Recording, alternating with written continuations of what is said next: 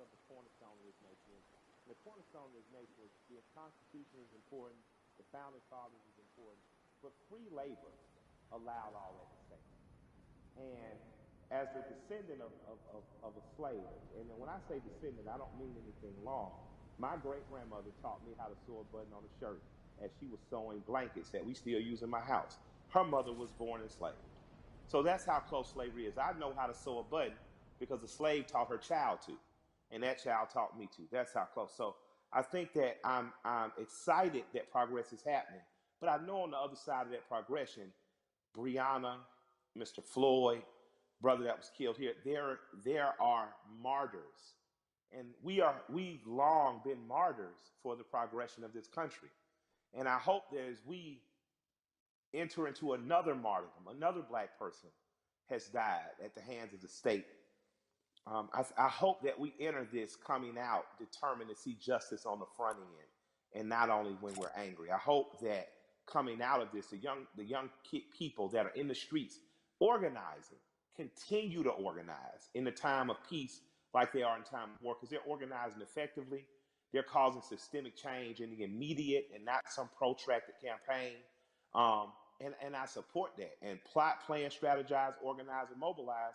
And as long as you keep doing that, you're going to capitalize off the gains that you're making. And I appreciate, and I don't mean capitalize in a monetary way. I mean, these kids are capitalizing, progressing. Organizers on the ground level who've been working for years to campaign around police brutality and violence have in an instant been able to organize people to progress law. Yeah, it's been a lot of impressive moments. I mean, you mentioned about how the young people, they're so organized, because I think about the progression from, say, Ferguson to now, and it's been pretty Yeah, outstanding when you think absolutely. about it. What has impressed you the most about what you're seeing right now? What has impressed me? That Mhm. in '92, we rioted in Atlanta.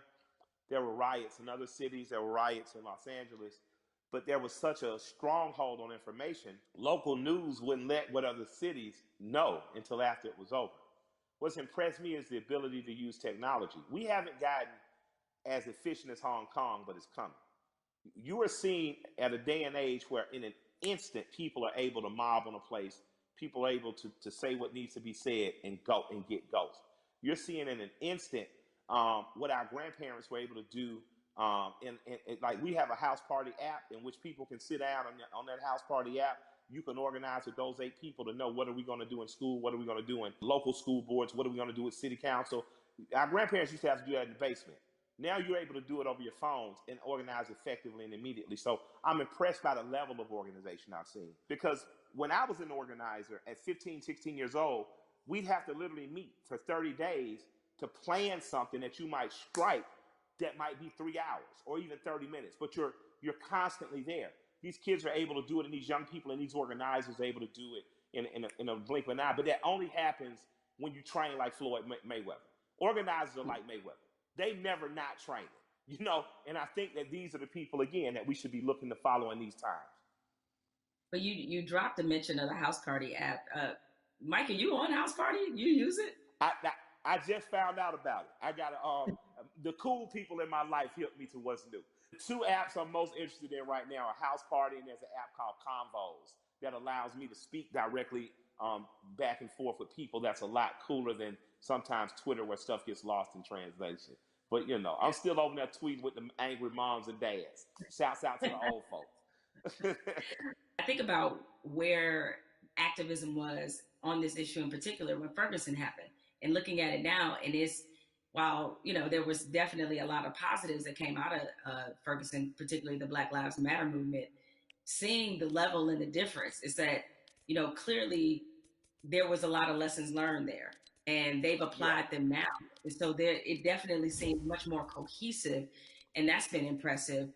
What has impressed you about what you're seeing, especially from these young people who really have seemed to seize this moment? What I've seen be most beautiful about this time is kids have the ability to adjust and move and be like water.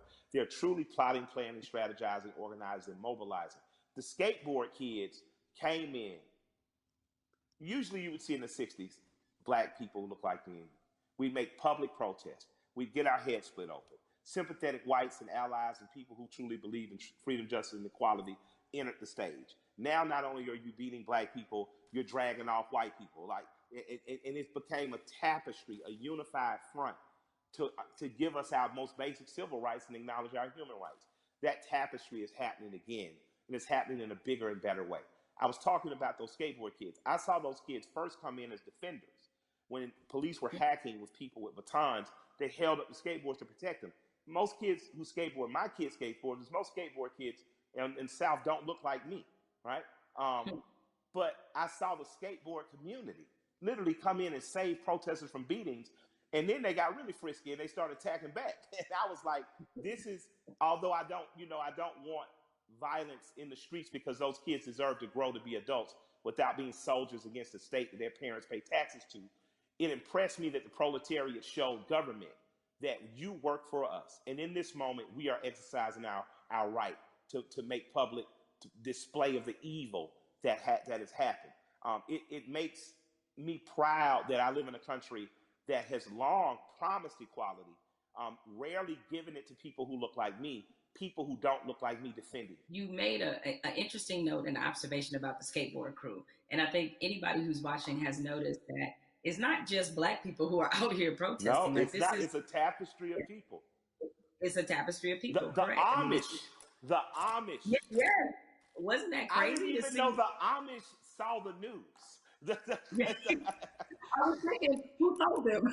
Right? I was like, I didn't right? I was so impressed though. I was so thankful. My heart was filled with joy. Yeah, so you're seeing all these different types of people that you never thought this issue would resonate with them. Of your music is unapologetically pro-black, unapologetically, yes, right? Absolutely, but yet, when you look at a Killer Mike fan, it's across multicultural section of people. Yes. Why do you think your music is able to resonate that way, despite the fact that you are also clearly talking to your people? Yeah, I'm proud to be me. I like me. I like black people. I'm not making no excuses. I'm not making no apologies coming in the door. I love us. I am in love with us. And because I love me, it has nothing to do or affecting my love of others. I have a very good friendship with East Indian cousins, Raj and Neil. They own the store right next to Walters on what's happening. So if you're from Atlanta, you know about Walters. If you're a big guy from Atlanta, you know about, the store right next door. These guys have always just been good to me. Raj went to India. He came back, brought my wife incense, these beautiful little elephant characters. He's proud to be Indian. I've learned about being Indian from my Indian friends. When you're truly who you are, how could you be offended? How could you not love it or like it? Like, man, I'm a part of the original people on earth. I'm from the continent that birthed all humanity. I think when you wear that proudly and unapologetically, and not from a place of needing someone to be below you, there's no reason for a people not to like me. I like you. I got plenty of heroes that don't look like me. There's a portrait of John Brown on my wall in my basement. I thought he's a hero. He doesn't have to look like me. You know what I mean? But I refuse to act like people who look like me aren't great. I didn't say good. I didn't say good enough. I didn't say equal. I said great. I'm from a great and mighty people. And if you can't accept that, then maybe I'm not for you. But I believe that because I am simply who I am, I believe that gets accepted. Because you know what? I remember being on a tour bus, and I'm on there with a bunch of Northeasterners because of course, my rap partner's a white guy from Brooklyn. And we're on there and watching Swamp People, and everybody's laughing. And I come up and stagger into the front, and I look at it, and I start smiling, and I look at the room and say, I got more in common with them than any of y'all. And I just walk to the back. Now, because it's the truth. I'm parents from Alabama and rural Georgia.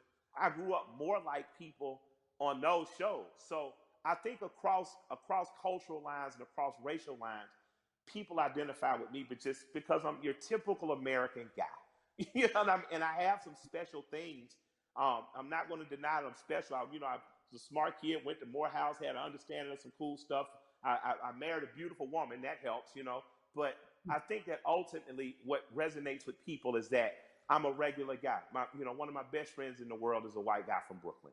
So I think that people understand that I have the ability not to look past your race or ethnicity, not to look past who you are culturally, but to look at it and love it and learn from it without wanting to co-opt it or be it. What you're talking about in a very succinct and robust way is really allyship. And that's Absolutely. been a word that, yeah, you have a lot of, it sounds like you have a lot of really great allies that are in your life. Now in this moment, I've gotten the question constantly. I assume you have too, about how to be an ally. You know, what do I have to do? Right.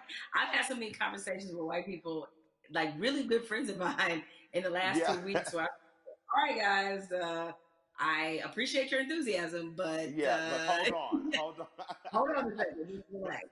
But that, nevertheless, that being said, is that, you know, what would you say to somebody who wants to not only be an ally but be a good ally?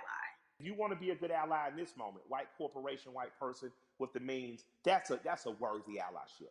On a ground level, if you're just working hard every week, you don't know what to do, you're an electrician, you're a plumber, grab one young man who doesn't look like you, a young woman, and teach them that trade. That's allyship. Allyship isn't just throwing the money, but if you got the big money, put it towards somewhere. But on a very real and basic level, my son had an accident with a man named Keith. I bought my son a car. My son Malik, with a very pretty girl in the front seat, rear-ended this guy Keith. Calls me. I pull up to Keith and the police officer. I say, if he'll allow me to handle this privately, I just don't want to call my insurance company because, you know, I had just got in an accident. I drive fast. My son, Keith, in good faith, gave me the opportunity to do that. And me and this man became friends. You know, I'm literally friends with this white man who told me about Atlanta pre-white flight and desegregation, who's taught me about fatherhood and the importance of presence in your child's life. That doesn't happen if we're not open for it to happen. So an allyship with white people doesn't have to be an organization of saving the world. But you do have to do what me and Keith did. You do have to, on blind faith, trust someone who doesn't look like you and allow that person to educate you. So an allyship is not just calling your black friend saying what I do. It's going to black organizations that might be local and saying what am I do. It's calling your friend and saying, what's the next thing you're doing? And I want to be an extra set of hands. Doesn't mean you get to go to the black people meeting, but it does mean if they say I'm going to feed people on Skid Row, you show up. And you show up with empathy and care and you do it. And I'm going to tell you, we need doctors in that space. We need lawyers in that space. We need legislators in that space. You know, we need the people who are really empowered to be in that space, because there's some things that need to happen on ground level that once the grassroots people have gotten it here, there needs to be money put behind these things. A lot of the problems that we have now that are erupting could have been solved in 96, 2006, 2016, and all these other years, but we chose not to because we trusted the right thing's going to happen. Right thing's not going to happen unless we make it. And after that, you have the potential to truly be brothers and sisters. You have the potential to be past the letting cultural, national, religious markers evict the fact that I know that I'm talking and I'm with a human being, and at our very core, past any physical difference, my job is to honor the soul of that other human being. So there's no need to have allies because I'm not at war. I truly have a brother and sister. There's no need to have an ally because there's no threat of war. I refuse to send any 18-year-old boy or girl off to die. And that has to be something that's much, much deeper than policy, much, much deeper than the human condition in the last 500 years. We have to get back to that. So that's my humble opinion. I don't know, where that takes white America, but I hope we stay standing up, fighting together. You know, Mike, we've been having this great conversation, and a lot of people watching, they probably want to know, because again, these things happen in flashes where 1 minute we're talking about this, everybody's fired up, everybody's willing to do things, and then the next minute, the momentum dies. So how can the people who are watching now, how can they keep this conversation, this action, this momentum going? Take this conversation, get 8 to 10 people around you, your neighbors and people who live within 10 square miles, and start to see what you can do to affect. And then connect with other people that may be in closer proximity, 30, 40, 50 miles, even another city or places that are doing it right, in other places. Connect with those people and just if all of us do a little bit, no one has to do a lot. If all of us do a little, if all of us pick a little to do, no one will have to do a lot. That's a word right there. If we all do a little bit, nobody has to do a lot. Has to do a lot, absolutely. Nobody has to do a lot. Mike, I have enjoyed this conversation like I enjoy every conversation with you. I can You know I certainly love you. talk to you. Yes, it is mutual. The mutual respect Absolutely. and love of society right here. Thank you, and more importantly, thank you for everything you do on the ground. I mean, so many people. I mean, I knew that you tell the truth the way it needs to be told, but a lot of people during this time of crisis have been Yeah. exposed to you and understand that. I mean, you really are for the people. This is I called am We the People. absolutely, This is you all day long. So thank you for all the work and all the inspiration, all the words, everything that you're adding to this conversation, and more importantly to this action. With that said, we have to say goodbye, but we don't have to get out of here just yet because I'm gonna toss this on to my brother okay. Van Jules, who can take it from here.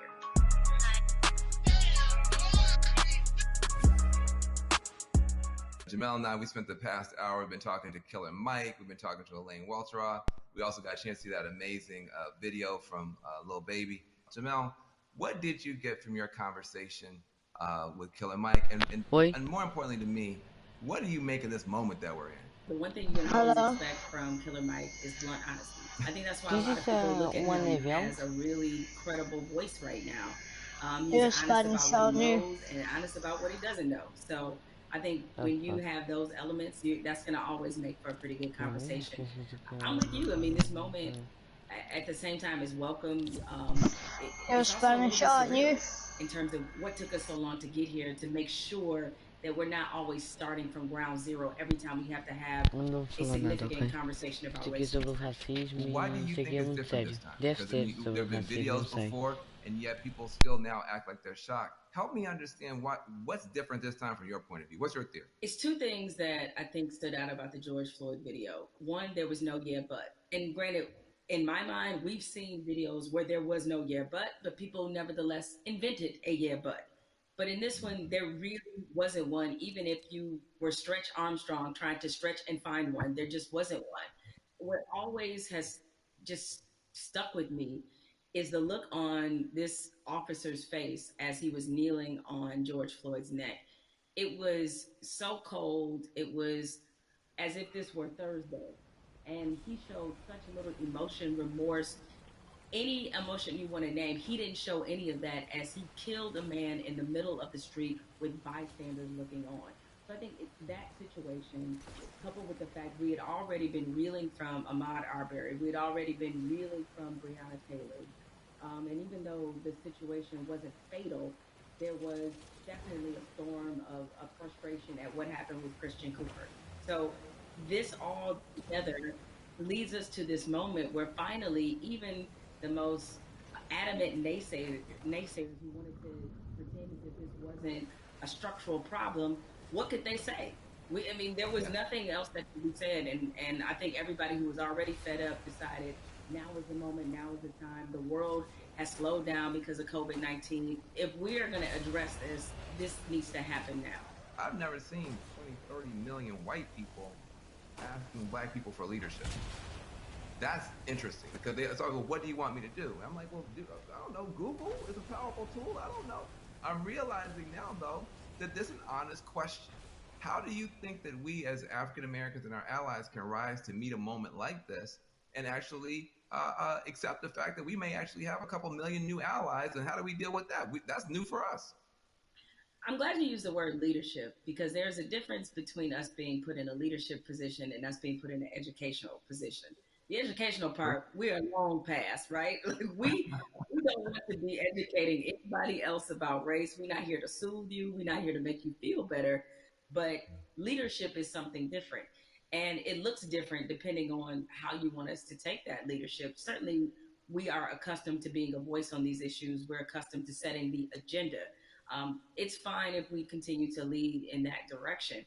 I think what we're looking for is if this were, a relay race, we want to pass the baton and we want you to be able to say, okay, here's what we've been feeling about this issue. Here's what needs to happen to change it.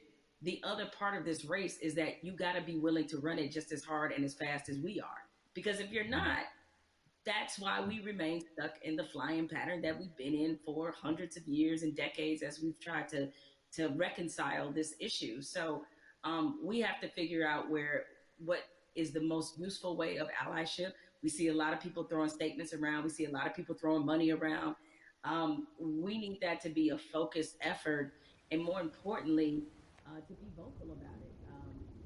I can't I can't take any more double-sidedness. There can be no more other-siderism, if I may make up a word, meaning that you give over here and you're a company that is like, yeah, Black Lives Matter, except for in my boardroom where they don't, or except for in my organizational chart where they don't. So I'm done with that, right? Oh, that's great. Charity's great. Charity doesn't change structural racism, right? What changes it is when you actively look in your building and ask, why aren't there more Black people in this building, in this boardroom, in this C-suite? So the allies that we have, what you can do, change the structure and cultures of your companies, of your businesses, of wherever it is you have influence. Start there. The thing I try to tell people is, it puts us in a no-win situation. I want our white sisters and brothers to be better educated and to care more, but I don't want to have to bear the burden of trying to teach and educate all the time. The reason you pay tuition is because it's costly to educate someone. You coming up to me and saying, educate me, that's costly to me emotionally and from a time point of view. Also, I think we have to be very honest. Nobody would go up to somebody and say, teach me Russian in 5 minutes. And by the way, make me feel good about it. But I mean, you wait, hold on a second. Like, you want me to teach you about racism, which is the history of race in America is just as complicated as Russian. And you want me to teach you that in 5 minutes. And also, if I make you feel bad about it in any way, now I got to be your therapist too. And like you said, soothe you or whatever. That's got to stop. I would love for somebody to come to me and say, I made my whole family watch the 13th and read The New Jim Crow and read White Fragility. And we had a question on page 52. Now, hey, we can have that conversation all day long because you're doing your homework, but don't flop on me like you never heard of Google. If you wanted to know about cryptocurrencies or whatever, you find that stuff out before any Black person ever heard of it. So I'm sure you can educate yourself about anything you want to know. I have to say something to you because I've never gotten a chance to talk to you. I feel like I know you because I'm such a big, mad, crazy fan. But I love you. I just am so proud of you. I can't tell you almost enough. I am so proud that you are real. Here's what you find.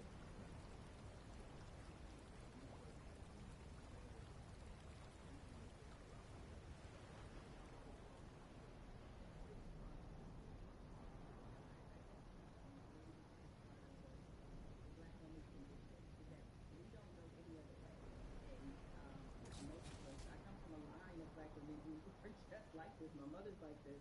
My grandmother was like this, where it's the old phrase we've all used as Black people, making a way out of no way. And scream it till they hear you. You know what I'm saying? Is that because the opposite, to do the opposite of that is what? Is that I can't even afford to do that. I don't know any other mode but to fight for what's right, but to try to stand on the right side of history, but to speak for people who don't have a voice or a platform as large as mine because somebody did it for me. What advice do you have for people who want to have these conversations, maybe not as well spoken, not as well read as you might be, but who really are sincere and want to have a conversation? I think you have to start from a point of honesty and being real about what some of your beliefs, prejudice, biases are, where they come from, why you learned them. I think if you take anything else beyond race, as we get older, we do a whole lot of unlearning. Young folks, when you get to like your 30s, you do a whole lot of that, right? But yeah, my advice is to always start from the point of truth and honesty and self-awareness. And you'd be surprised what you can get accomplished just by digging into those things. I mean, if you know you come from a racist background or if you come from where race was talking about a certain way, be honest about what those conversations were and what they taught you. And ask yourself, is this the kind of person that you really want to be? Yeah, I feel like there's a 21st century mindset and a 21st century skill set that, everybody's going to need a mindset of empathy. I mean, we're going to be dealing with people, every color, flavor, every kind of human being ever born. We all have to deal with each other now because of the internet, because of just the world economy. You're going to be competing against people in China and Nigeria. That's just the world. So you have to have a mindset of empathy to really try to understand